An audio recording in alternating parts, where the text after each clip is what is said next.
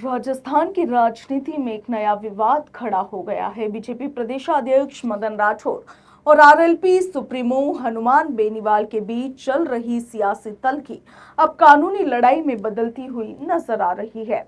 दरअसल बीजेपी प्रदेशाध्यक्ष मदन राठौर और हनुमान बेनीवाल के बीच चल रही ये सियासी तल्खी अब कोर्ट तक पहुंच गई है। नागौर सांसद हनुमान बेनीवाल ने मदन राठौर को लीगल नोटिस भेजते हुए सार्वजनिक माफी की मांग की है और इसके साथ ही चेतावनी दी है कि यदि जवाब नहीं मिला तो कानूनी कार्रवाई की जाएगी।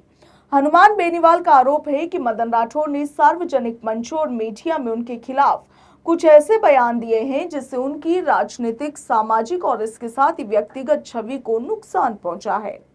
नोटिस में यह भी कहा गया है कि बिना पर्याप्त तथ्यों और सबूतों के लगाए गए तमाम आरोप मानहानिकारक है और समाज में भ्रम फैलाने का काम करते हैं। आरएलपी प्रमुख और नागौर से सांसद हनुमान बेनीवाल ने भाजपा प्रदेशाध्यक्ष मदन राठौर को लीगल नोटिस भेजकर उनके खिलाफ आपत्ति दर्ज करवाई है। बेनीवाल ने यह भी आरोप लगाए हैं कि राठौर द्वारा सार्वजनिक मंचों और मीडिया में दिए गए बयानों से उनकी व्यक्तिगत, सामाजिक और राजनीतिक छवि को गंभीर नुकसान पहुंचा है। इस नोटिस में आगे लिखा गया है कि बिना पर्याप्त तथ्यों और प्रयासों के लगाए गए आरोप न केवल मानहानिकारक है बल्कि समाज में भ्रम और वैमनस्य की स्थिति भी पैदा करते हैं। बेनीवाल ने इस नोटिस में कहा कि जिम्मेदार राजनीतिक पद पर बैठे व्यक्ति से संयमित और तथ्यपरक आचरण की अपेक्षा की जाती है, मगर राजनीतिक लाभ के उद्देश्य से दिए गए कुछ बयान भ्रामक, उत्तेजक और तथ्यहीन रहे हैं।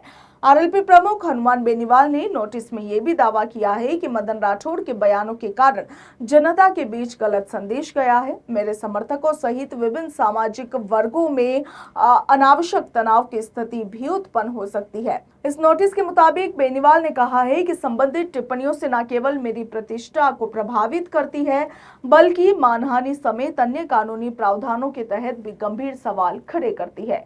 हनुमान बेनीवाल ने इस नोटिस से मदन राठौर को अपने कथित बयान को लेकर तत्काल वापस लेने और इसके साथ ही सार्वजनिक रूप से बिना शर्त माफी मांगने की मांग की है। इसके साथ ही चेतावनी दी है कि यदि निर्धारित समयावधि में संतोषजनक जवाब नहीं मिला तो उनके खिलाफ कोर्ट में दीवानी और इसके साथ ही आपराधिक कार्रवाई शुरू की जाएगी।